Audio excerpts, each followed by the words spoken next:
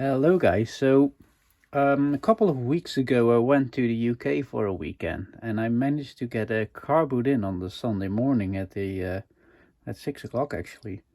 Um, these are the items I've bought. I've only bought of 3 sellers. That didn't done pretty well, volume wise.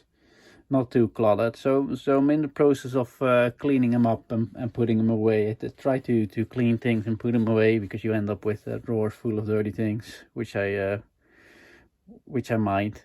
So just I thought I show you the items and I'll show you them after I've processed them. So I'm gonna start off with this seller. I bought these 2 items of 1 seller. And if you remember what I've paid 6 quid. And came down to a quid for this thing, which is a big metal ball. I was looking for a cannonball, and I'll show you what my intended purpose was for the cannonball. I don't think this is a cannonball because it's not perfectly round. You can see where the opening of the car, it's not perfectly round. It's probably not a cannonball. The guy said it most likely had been used in a mill, and I think he said what they use it for, but I forgot. And then I paid £1 for the little Tonka truck, which is for my son to play with in the garden. So give that a little clean out, so he can get it all dirty again. Right, let's get started on these 2 items first. So here I am with the cleaned up drill stand. Well, I had the Dremel out, so I gave this pen a bit of a polish with plastics. Made a bit of a difference. I don't know if it really picks up on camera, but anyway. Here's the clean drill stand. I left the drills out for now so I can pick it up a bit easier. As you can see, it's made in England by ATD. Now ATD wasn't too worried about placing the sticker either in the middle or straight, but there it is.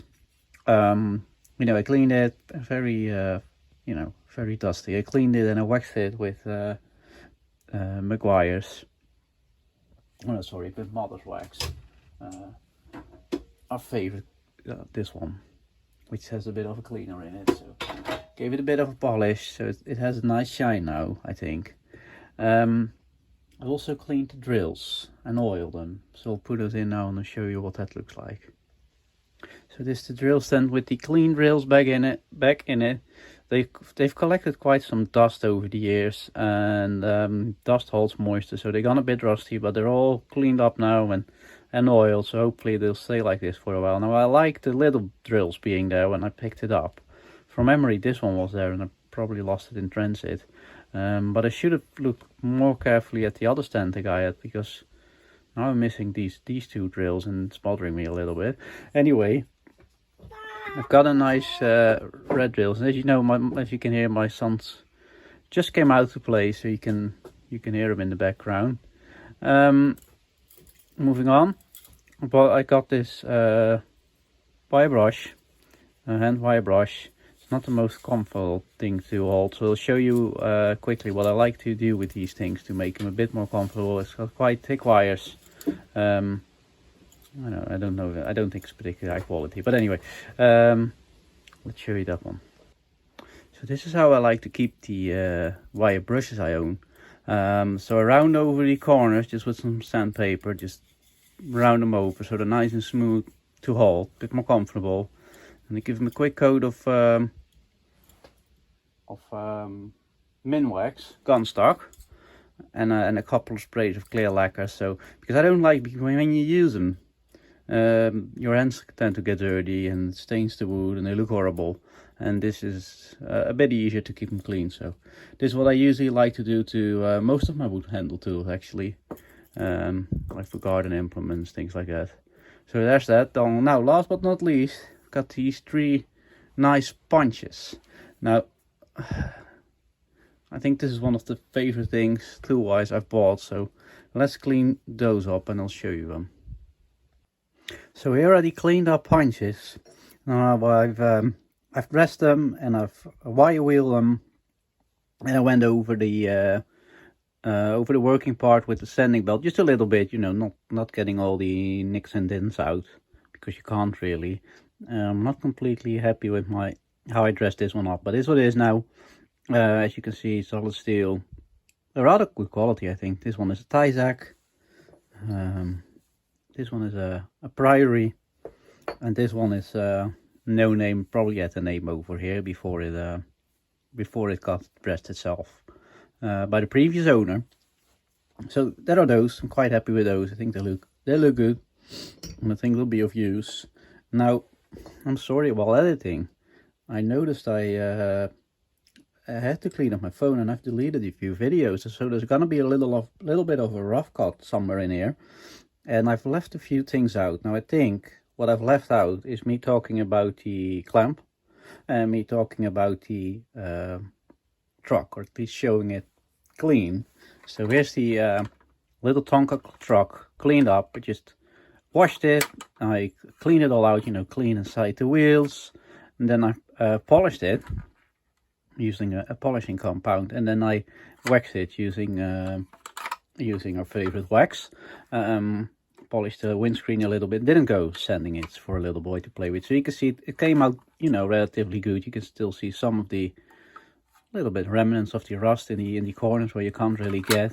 Like, I've got most of the rust out in here, but the paint's very thin, and I think it's probably Asian because there's no made in the USA on it. But I like these little models, and you know, you can't beat it for £1, really, can you? This is the clamp cleaned up, as you can see. General surface. So I cleaned it up. I tried to straighten the bar as much as I could. You can see there's still, you know, a little bit of a compound bend in there, but I haven't got a bench press, so I'm limited to what I can do, and I'm not really good at doing anything really. So I hope to get a bench press in the somewhat near future. So I'll probably do another attempt. I did sand the bar up a little bit, but I left some of the nicks in there because it probably needs resanding after I've straightened it again. But for now it's okay. Usually I'll polish those threads, which I haven't this time, but I did oil them. So cleaned, it's coated with shellac and then waxed to try and keep the rust off. You can see it's a Billings, made in the USA.